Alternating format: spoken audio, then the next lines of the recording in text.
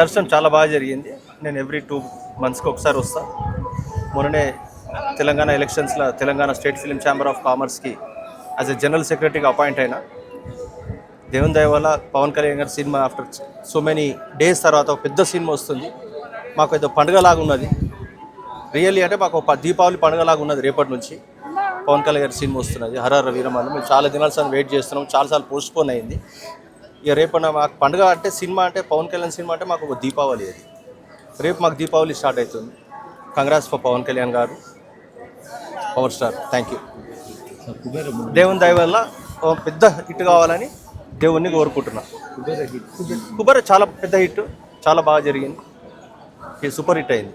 Thank you.